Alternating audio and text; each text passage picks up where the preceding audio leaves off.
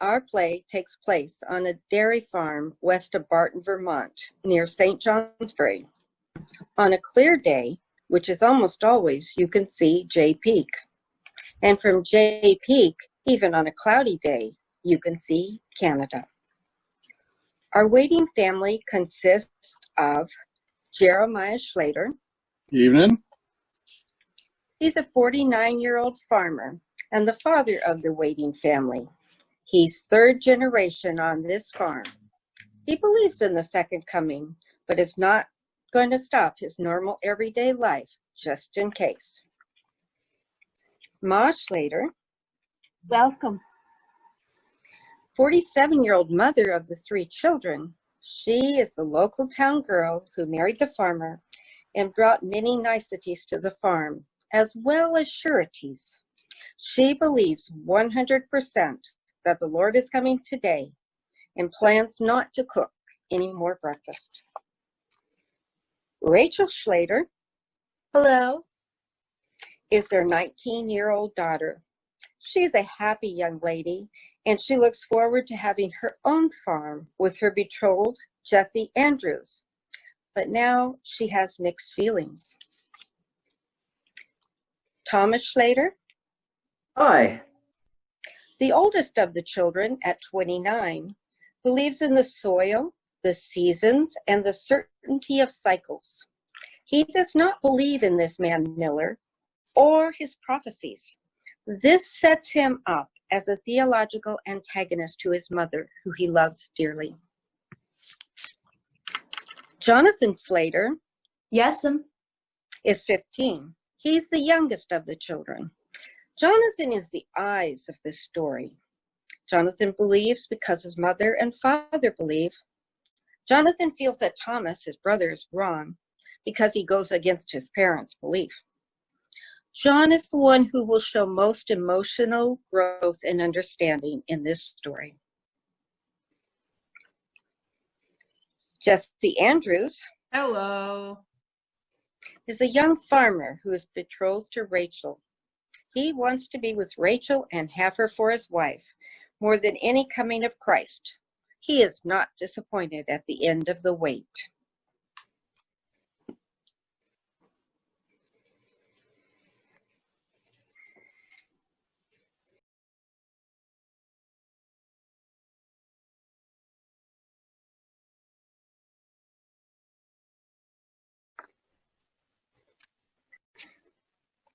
"7 p.m., October 21, 1844. Jonathan is on the steps of the porch. Tom is splitting wood outside the house. Ma is in the kitchen fixing supper. Pa walks into the house, into the kitchen, washes his hands, and sits next to Ma. Rachel is knitting in the living room, looking out the window, not for Messiah, but for her beloved Jesse. We heard all there was to hear, so now we're waiting. Mama believes a lot.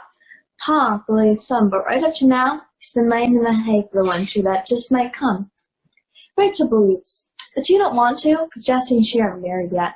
She ain't had a chance to be together like married folks. I guess she don't want to get to heaven a virgin.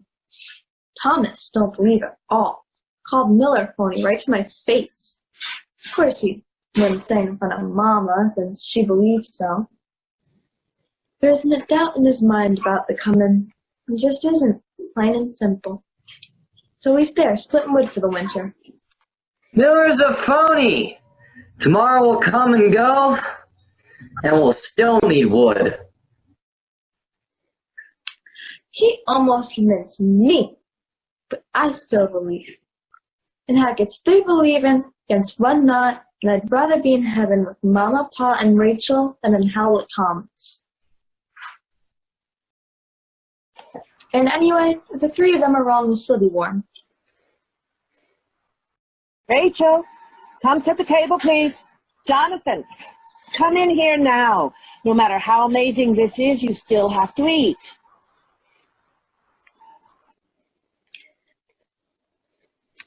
Tom, you can stop the splitting. We're not going to be needed against any cold this winter.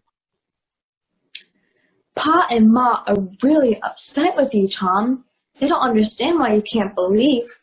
You think I don't know that?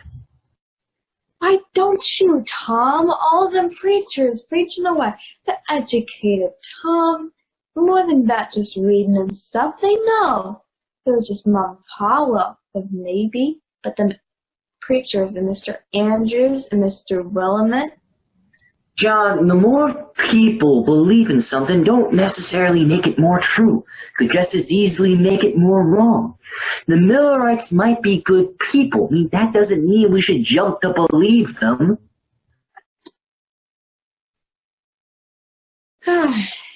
You'd be better off if you could come to heaven with us, Tom. Stop bothering me, John.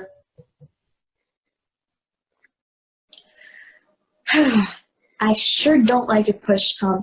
He's a sight bigger than me, and he's got more of a temper than even Pa. Sure hope the Lord manages to forgive him.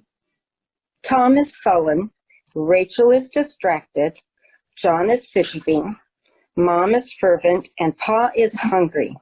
They all stand, bow as a ritual, as Pa prays. Lord, we hope you hear this prayer, traveling as you are. Bless us and bless this food. We pray that we've got something taken care of enough so you'll see fit to take all of us when you get here. Amen. Amen. Amen. And oh, Jonathan, will you stop swallowing your food whole long enough to chew it? It's a wonder you've lived 15 years without choking to death at least twice. But, Mama, I want to go outside to watch. You won't see him till sometime after midnight tonight. Then every eye shall see him. John's word will come like the thief in the night. You all sound like children at Christmas in a fete, waiting on presents. Why won't you wait with us, Tom? He's coming. The Bible shows it. Why can't you see that? Why? The Lord works in seasons, in cycles. The cows freshen, the leaves turn all the colors they can, the sap runs into the buckets. I mean, I've seen how careful he works to make this song what it is, to make us what we are. He's not about to come breaking in on that calm order. He's not about to give the only warning to some Bible-beaten, black-suited windbag. Tom, please.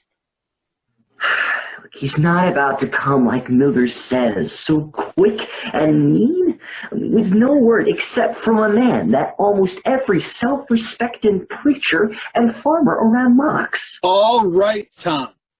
We've gone over this enough. It just brings more pain. Let it stop. I'm going outside. You gonna cut more wood?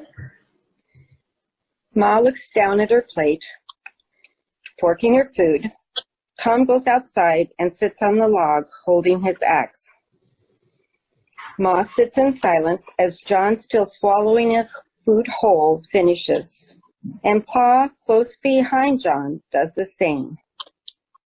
Rachel, is, in the meantime, continues to look toward the door and window. Expecting someone? Oh, Jesse's coming to wait with us. Is that an asking or a telling? Pa, please, we want to be together. Don't you think his folks might want him with them? This is a time for families to be together. Ma, Jesse is my family. At least, he will be. I mean, if there's no... Rachel, the Lord is coming. This is no normal time. You can't be thinking that everything's going to be like it's always been. But when I have to face up to something as out of the ordinary, as amazing as all of this, the only way I can do it is to keep on being normal like I am every day. That's the only way I can stand it. So I need to have Jesse here, and he needs to be with me. Can't argue with that sort of illogic, can you? When's he going to be here? Soon. Finish your supper if you can. You've got yourself so churned up with waiting. And I'm not sure just yet who's coming to look forward to more. Can I go outside now? Go on. And make sure that the gates are locked shut. Don't want the cows wandering off till kingdom come by morning. Oh, there'll be no need to worry about that, Jeremiah. By tomorrow night... I know, Mother, but it's good for the boy to have something to do.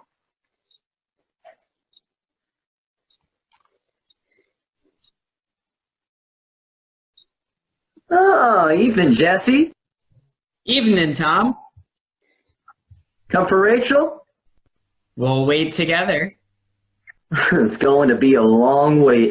Hey, long enough to plan a wedding. I wish it was long enough to have the wedding. Yeah, I guess we'll just have to see. Well, you believe he's coming, don't you? More than you do, but less than your ma or my pa. All I really want is... Rachel, he's here. Is it all right if Jesse waits with us? Mother? Then it's fine with me. What took you, Jesse? I've been waiting. We've all been. Is it good for me to wait with you? Yes. Good. Rachel and Jesse sit on the porch, holding hands. Jonathan is still standing on the porch, looking up at the sky, then back at Rachel and Jesse. They stare at him, and he gets the hint. Maybe Tom wants him to talk to. Maybe Tom wants him to talk to. We all sit around, waiting. Each of us waiting with different thoughts. Surprisingly when I think of it, ain't it something how the same thing like a person or a thought were happening could bring up so many ways to look at it? Surprising. John looks to Rachel and Jesse, who are no longer looking into the sky, but at each other, love-struck. John says sarcastically, There goes Rachel being normal. Mind if I sit here with you? Suit yourself. Nice night. Well, it was clouding up in the west before dark. Might rain tomorrow. Maybe snow if it gets any colder. Won't be time to get colder, Tom. Miller says it's going to get awful hot, awful quick. We'll have snow in 2 or 3 weeks. I better do what Pa told me. What did he tell you to do? Lock the gate. Thinks he may have to go search for cows tomorrow. I guess, maybe. Huh. That's what he thinks. John walks to the barn and scratches his head as he looks at Tom still stacking wood. Rachel and Jesse have been sitting looking up at the sky and at each other, mostly at each other. Ma and Pa are in the kitchen talking while washing the dishes. Rachel speaks to Jesse. What do you think it'll be like up there? I mean, what will we be like? No one seems to know for sure. Maybe we'll be learning a new way of life. What I mean is, will we be able to be together? Together, like, well, in a husband and wife way. You know what I'm saying. Rachel, I know what you're asking about. I don't know. I just don't know. I hope so. We've done what was right. We behaved the way engaged folks are supposed to. It ain't been easy. Remember that night that we almost... I've never wanted anyone the likes of how I wanted you that night. I still want you. This is the last chance we'll have. Tonight, now. Don't even talk about it. We shouldn't even be thinking these things, especially now. I know you want to. I do too. We would have someday, but now we'll never. It doesn't have to be. Have to be what? Never. Rachel, I want. No, Jesse, no, please. Why not? Just once. Our only time. We have a new calf in the barn. She's so pretty. So soft. Would you like to go see her? Please, it's all we can do. We can't give in now. I love you, but please, Jesse, no. Why? It can't be wrong with times as they are. The Lord wouldn't leave us here for doing what loving each other makes us do. You and I are made for this, Rachel. Let's, before we can't. No, Jesse, I love you, but we can't do this now. It's wrong, no matter when. It would hurt Mama so. And it's wrong. We'll just have to wait. No one knows what the Lord has in store. No, Jesse. It's wrong. Come see the calf. How is the new calf? Don't know. Haven't been in there lately. Jesse wants to see her. Not exactly the most unusual sight, just a calf. Just curious to see. Sure. We'll be back in a bit. Oh, if the Lord comes, I'll give you a shout. Tom, don't joke about that. Sorry. I'm going to bed. Good night. Rachel. He's not finished speaking, but Rachel stops him as she leads him toward the barn and silently says no to his unasked plea. They pass John as he's returning from the barnyard gate. What are you up to, John? Oh, just doing some chores. Where are you going? To see how the new calf's doing. Don't forget to lock the gate. Jesse and Rachel walk quickly to the barn, stop to look at each other before entering and closing the door behind them. John walks to the porch, joins Tom, who has been watching Jesse and Rachel walk to the barn. Thought you were going to bed. Wait a minute. Gate's locked? Yep. Oh, no, I forgot to feed the new calf. Better do it now. Rachel and Jesse can do it. Rachel won't remember to do it. She don't remember nothing when she's with Jesse. Jonathan, they'll take care of things in the barn. Let them be. Paul get angry at me if... Let them alone. Besides, with tomorrow being what it is, the calves won't get a chance to be hungry, right? Maybe. Well... Certain. Tom walks back to the woodpile and sits down. John goes into the house and sits with Ma and Pa near the fireplace. Pa's reading the Bible. Ma is rocking gently in the rocking chair. Ma looks up. Jeremiah, it seems as though we ought to be singing or praying or at a meeting.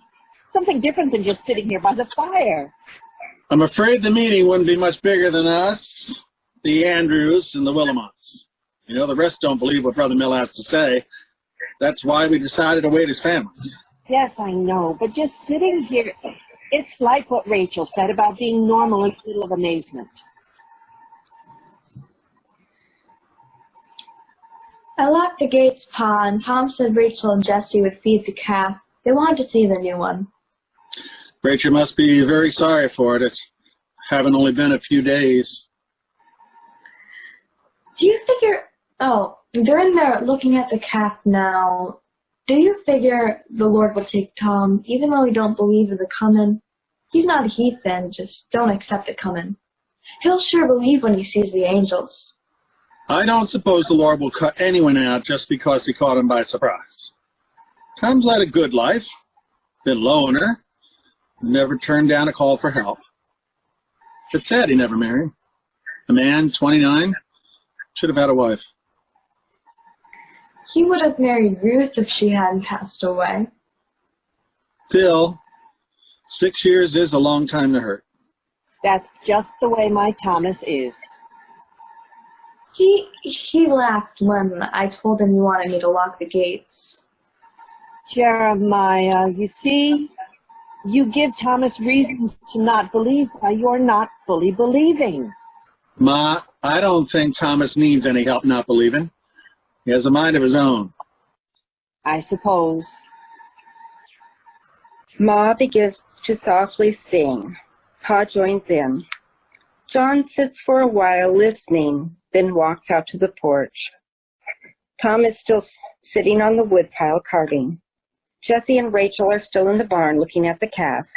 The singing of Ma and Pa is heard beneath John's monologue. John is on the porch looking up. That's how we wait out the last night. Mom and Pa sitting and reading. Tom whittling by a woodpile. Rachel and Jessie spending time looking at the calf. Feeding her and the rest of them, I expect. The last night on Earth. Unless it took them longer to come than we expected. I bet it sure is pretty.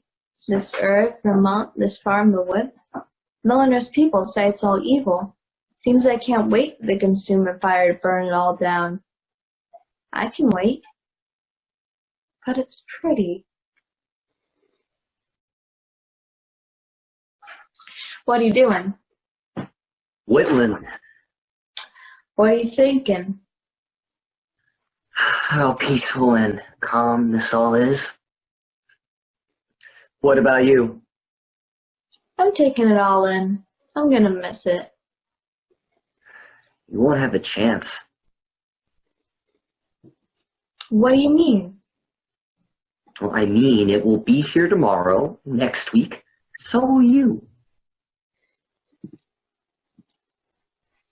I hope so, but... It's going to be so beautiful. The Lord has made this world so beautiful, even with all the hurt. Heaven will be so much more grand. This world isn't so beautiful. A lot of tears and sweat. Some blood. There's more pain than beauty. Think of the beauty without the pain, though. Think of holding baby Matthew. Tom walking with Ruth instead of grieving her passing. I'm looking forward to not having to work so long. That's what my reward is, a good long rest from my work. You want him to come more than anything, don't you? I want Tom to be with us. My heart wants that more than anything. Tom's always meant the most to you of all the children. He had the love that you would have given Matthew, plus the love that naturally would have been his. I want so much for him to believe. So much. To leave Tom behind would just...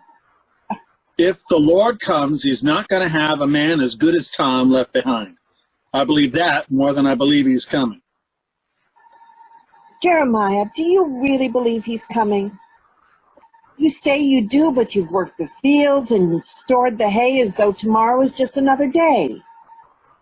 I want him to come more than I believe he will. And if he doesn't come, I'm not going to have all my eggs crushed. I'm keeping one or two in other baskets. I haven't done the potatoes. But you have cut and stored the hay. Compromise. Jeremiah. Mother, I'm a farmer. Don't ask me to be a saint. If the Lord takes me, it'll be with a good earth under my fingernails. Jeremiah Slater, I love you.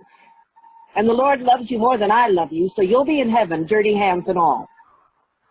You'll still hold my hands, though, through the pearly gates? Right down the streets of gold. I wish Rachel and Jessie had had a chance to have what we've had. They've been waiting for it long enough. I'm sure the Lord has some things even better. If we're here tomorrow morning, I'm going to fix us the biggest, best breakfast ever eaten. And it will be the last breakfast I'll ever make on earth. You suppose you'll be cooking in heaven? The Lord may make us into perfect beings, but even a perfect woman will fix breakfast. Only there, maybe, perfect men will help. Don't be getting no uppity with me. Our last night on earth. This is all said in jest. Ma and Pa continue to sit and read. Jesse and Rachel walk from the barn, and it is clear they are tender on each other as they speak in whispers. Isn't the new calf beautiful? All new. She's like a promise that somehow our love will continue to grow. I love you, Jesse. And if we can someday, it'll be the way I've always dreamed. I've always wanted it to be beautiful. And if we get the chance, someday, it will be. Rachel and Jesse have been walking towards Tom and John. They approach, and Tom rises and stretches. Well, I'm ready for sleep. You? No, I want to sit here a while longer. No, I think you want to come in. Hey, Rachel, did you feed the calves? What? No, we were, See, Tom, I told you she forgets everything when she's with Jesse. Now I have to do it myself anyway. Well, just go do it then. How is the calf? lovely, Tom, and so new. Good. Night, Jesse. Good night. See you in the morning. I'll have lots of work to do. You're sure, aren't you? I'm positive. Good night, Tom. Tom goes into the house. Jesse and Rachel walk past the porch for a stroll. John comes out of the barn in a huff. He runs to the porch, stops, turns, and looks out into the audience as he speaks. What makes me mad? I figure the Lord's coming. It's almost time, and here I am, feeding the calves and shoveling that mess. Sure glad he's coming. I can leave all the barns behind. My, but it is beautiful.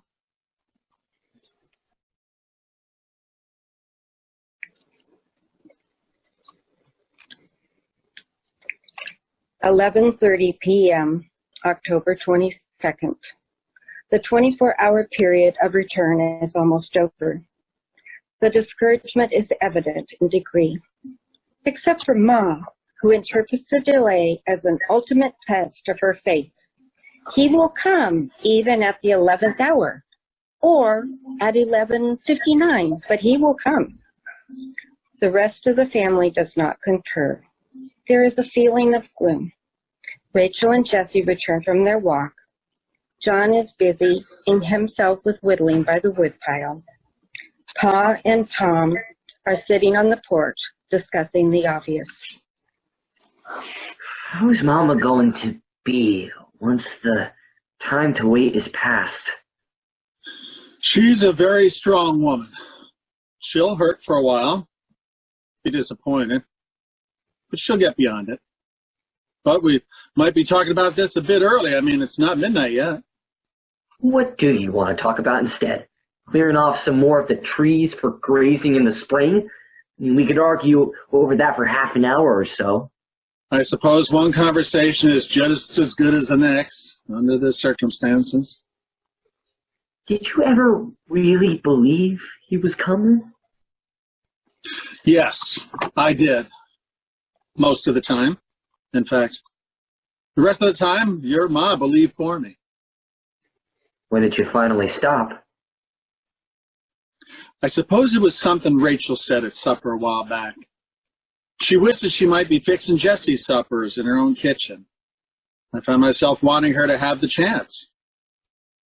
It was a big step from wanting that for Rachel to not wanting him to come at all.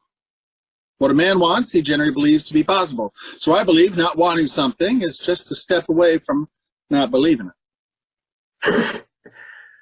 I wouldn't want to be Miller tomorrow morning. He'll figure it out, why he was wrong. One thing I've learned studying the Bible, every rock-bottom belief has at least a dozen or so ways to be wrong. Figure the Lord may come tomorrow instead? No. Well, I suppose we'll be having a wedding now. I mean, they've put it off long enough waiting on this day. Rachel needn't waste any more time. You're right. There needs to be a wedding. Quick. When do you figure it'll be? As soon as we can marry them off now, I guess they can be. What's the hurry? Here's your mama. You know. They can't hold off much longer. Pa nods at Ma as she joins the family. Mom is like an excited child waiting for Santa. No doubt about her faith. The Lord is on his way. It's nearly time. Any moment now. You still believe he's coming? Of course, Thomas. Nothing has changed. He's closer now than before. Jeremiah, how can you hold yourself so calm, knowing how close he must be? I haven't held on as long as you. I don't believe he's coming. Seems Miller's been mistaken. Don't lose the gift right when it's offered. It's so close to the time. The waiting is almost done. The good Lord chooses this late hour to find those who truly believe his word, don't you see? This is the last test, the last moments in his refining fire. Surely you see that. Surely you... Wait, Jeremiah, just a little longer. Please wait. Ma and Pa embrace. Please, hold on. Believe, please, and help my unbelief. Pa holds Mom close as Tom looks on, invisible. Tom moves to speak, but decides against it and walks off the porch. He encounters Rachel and Jesse as they return. Looks like you were right all along. Well, you giving up early, Jesse? I mean, still some time to go. It wouldn't hurt to wait. Whose side are you on, anyway? Just don't want anyone to be hasty. Tom, it's gonna mean Jesse and I can be married. You know how I've wanted that. Yep. I imagine you wanted Jesse more than Jesus all along. Now, hold on, Tom. That's not fair. She's been waiting just as sure as faithful as your mom. And it's been harder on Rachel than anyone, including your mom. I know it's been hard on you, Rachel. I imagine you feel relieved. I'm happy the way it's turned out. And I would have been happy if the Lord had come. I'm happier now. I know, Jesse. How's Mom gonna feel? Pa says she'll get past it. I hope so.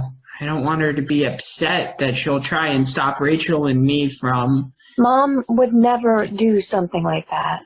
Especially now that... Now that what? Now that the Lord's not coming. Don't you figure he's coming? Just not right now? Sure, he's coming sometime. But now it won't stop us from getting married, right? Soon. More than ever before. Of course, and Mom won't go to stop you. Please, make sure, Tom. I promise. It's obvious that Jesse has been totally left out of this brief but important exchange. His discomfort over this, added to his impatience about the marriage, begins to show. I'll talk to her. She'll see that... Jesse, I don't think that you... The less you say to Mom, the better. Let Rachel and I do the talking. Jonathan has been the observer to all of this. He wants to speak as he moves towards his family, but he has a prior question in his mind, an unanswered question.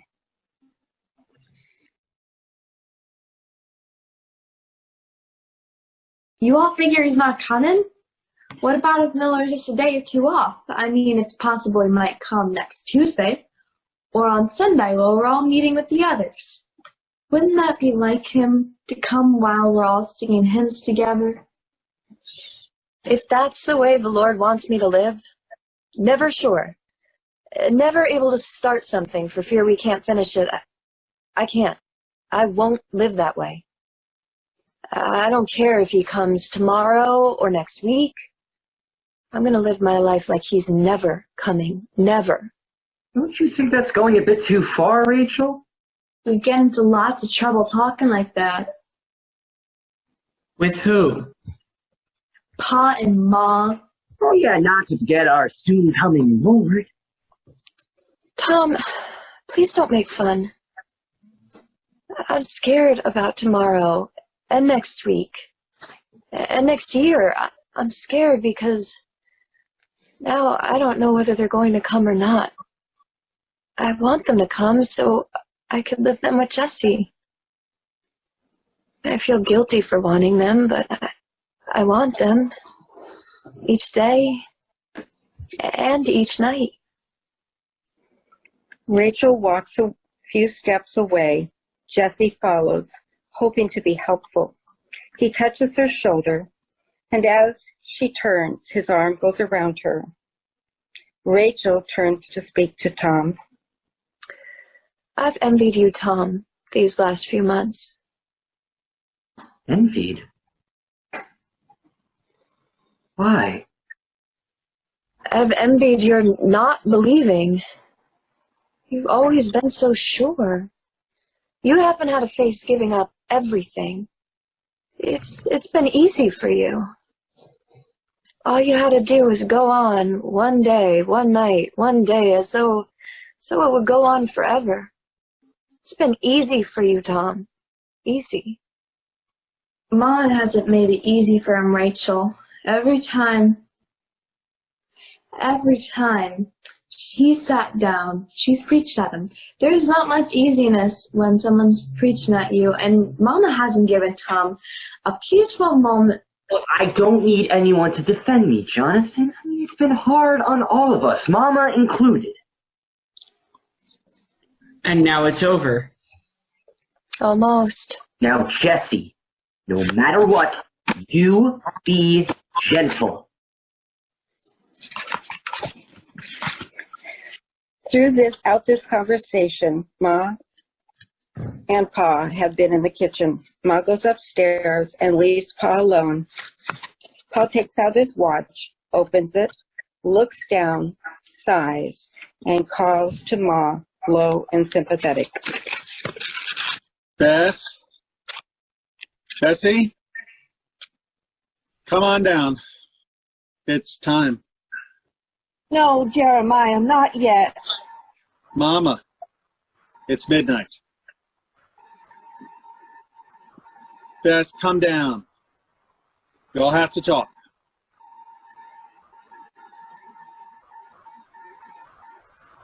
How could he have been wrong? The Bible doesn't lie. How could... There wasn't any lying going on. There was just being wrong. Mistake, somehow. A mistake. Maybe he was off just a day or two. Maybe a week, a year, maybe a lifetime. It doesn't matter now. What matters now is picking up and starting again each day, living each day. But he may come soon, and if we're just doing what we do each day... If the Lord won't take me when I'm being myself, I don't imagine he'll be taking me when I'm pretending to be something I'm not. It's not a matter of what I do, it's a matter of what he's done. You know that, Mama. You knew before you heard of Miller. It's late. Let's talk with the children, then we'll turn in. Lots of work to catch up, and we'll start tomorrow. With a breakfast I thought I'd never have to make. I'll fix it tomorrow. No, that's my chore. Come on outside. Mama, I'm sorry. I'm sorry it didn't happen like you wanted. It's a sad time for all of us, not just for your ma, Rachel. What do you figure happens? I mean, I didn't expect that Brother Bill would be wrong. I mean, he used the Bible to prove what he was saying. For every text in the Bible, there's many possible ways of looking. Shouldn't come as all that surprising that Miller was wrong. Disappointing maybe, but when you think about it, not surprising. Mom wasn't surprised or disappointed. I mean, I'm sure you're relieved, right, Tom? I mean, you were right all along, right? God, will you just shut up? What does it mean for us now? I mean, what about tomorrow? Mama, what about the waiting? Just because Miller missed the time for the Lord's return, it doesn't mean he was wrong completely. It might be Jesus is coming right now, maybe tomorrow, maybe next week, if we're just patient enough, if we just wait on him. No. Jesse! No, I won't put off our wedding anymore just so you can hold on to the hope that won't come true. I asked you to keep quiet. You're asking too much. There's no way I'm waiting anymore, and it ain't right for her to ask us to. How can she expect us to hold up our lives? I'm like a horse hitched to a plow, pulling hard, but the plow's rock bound. I'm gonna move on or bust my harness. Mama, you must understand how Jesse feels. I don't like how hard he sounds talking to you. But you've got to know how we want to be together. We put it off because of the waiting. But you need to run on so. Mama understands how you feel. You've got to see how she is. I mean, it's like everything else is too small compared to the Lord's coming. Look, Mama can't see anything else but the glory, and she wants us to see like she sees. I don't like being talked about like I'm not here. But you're not here. I mean, you think you're on your way to heaven in the train. That train never came. Mama, come back to earth. Come back to us. I know the feelings you have, Rachel. Don't you think I felt that way for your father? I was longing for you, Jeremiah, long before you asked me to come with you. You want to be together like married folk can be. You want that being close and warm. You want that... Mama, we're going to have all that, no matter how you feel about it. What she means is that... It doesn't need explaining what I mean. We've never been together like that. But we're going to now, as man and wife. We've got the right. It's all tied up in our tomorrows together. We have a right to tomorrows. You'll lose heaven just to use that right? Don't you taste the sourness in the sweet temptation? You want a good thing, but the time's wrong. Now is not the time. It's time to wait on the Lord. Seems to me they waited as long as they could. You're asking them to hold off too long. The waiting is over, Ma. Rachel and Jesse need to move on. Looks like we're going to have a wedding. Sooner the better.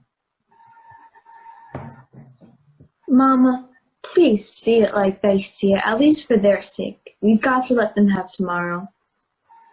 There's going to be a sunrise, Mama. It may cloud up later on, but the morning will come. And you'll expect a breakfast from me, won't you? It's no more or less than you've done every morning for 30 years. Act as though nothing has changed on heaven or earth, as though tomorrow may not be Earth's last day. It's just because tomorrow may be the last day that I want to live now as hard and as full as I can. If only you could see what you're doing. All she's doing is getting ready to live a normal life. And we're not going to stand in her way. And I figured that tonight the Lord showed us He won't stand in their way either. Mama, please, be happy with us. I will pray for you. Ma walks into the house. Rachel begins to follow her, but is stopped by Pa. Leave her be. She'll work this out better alone than us pestering with her. It's late. We all got to get some sleep. Jesse, you go home now and see how your parents are. No doubt there's going to be more talking you'll have to do, as I will. Good night, Jesse. Rachel.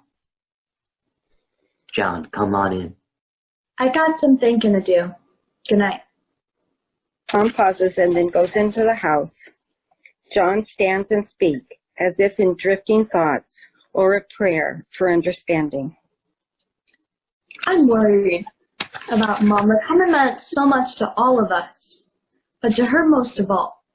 I hope she doesn't come to hate. She's been so disappointed. What's she gonna do about it? She can't blame any of us. We believed like her. Who then? Brother Miller? Tom? God, please see that Mama doesn't blame anyone. It's no one's fault that you didn't come.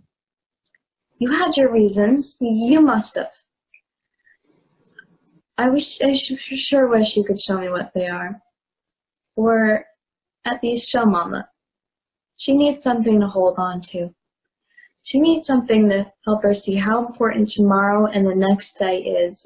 I've never seen her so upset. Help her, please, just to see.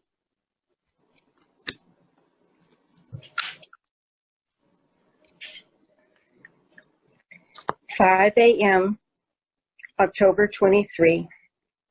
Ma comes into the kitchen to prepare breakfast. Tom is already sitting in the dark.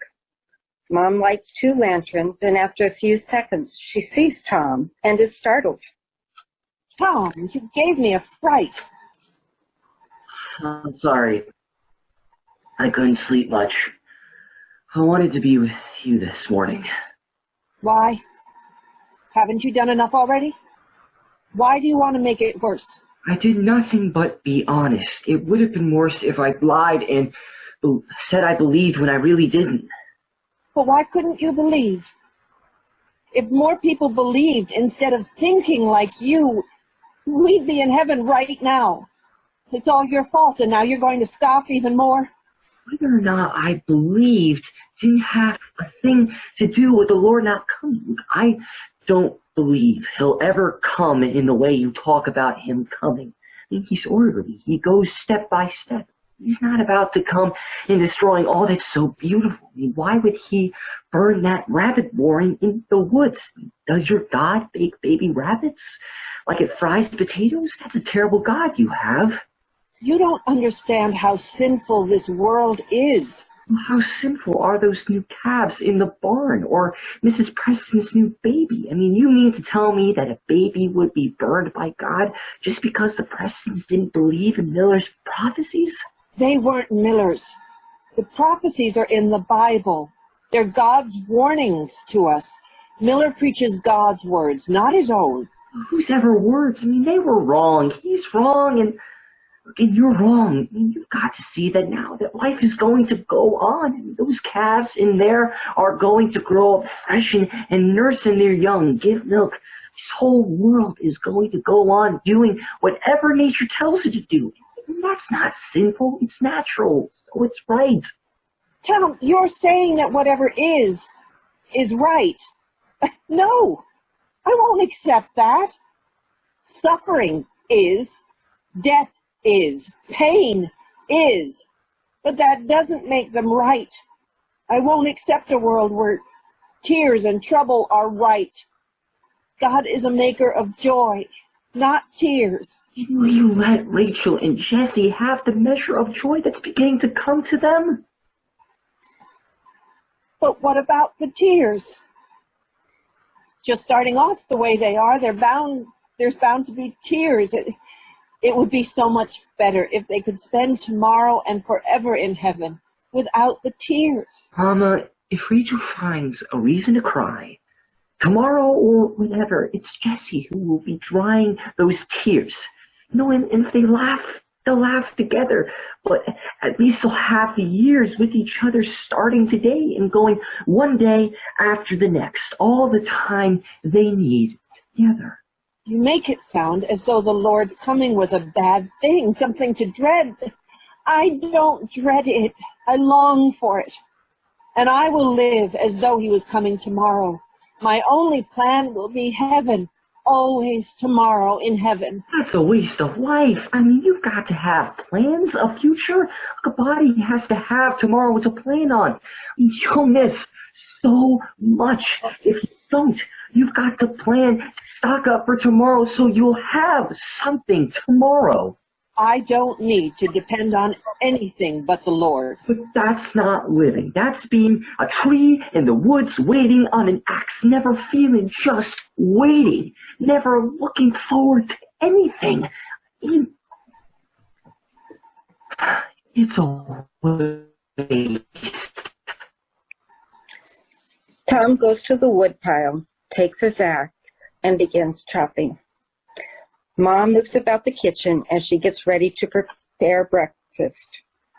She moves to the stove and to the box next to the stove that holds the wood. She looks down in the bin and takes one remaining piece out. The box is now empty. One piece of wood does not a fire make. Mama realizes this now. We need to plan ahead for wood, and she has not permitted a restocking of the box. But now a compromise must be made, or there is no heat, there is no food. Ma goes to the door and out onto the porch where she can speak to Tom. I need some of the fruits of your planning ahead. What do you mean? The wood box, Thomas. I didn't let you fill it so there's no wood in it. No wood means no breakfast. I need some of your wood. You wouldn't let me put in any. Sure. Want big pieces? Kindling? How much? At least enough for breakfast. Okay, well, how about if I fill the box while you cook? Enough wood for just a few days.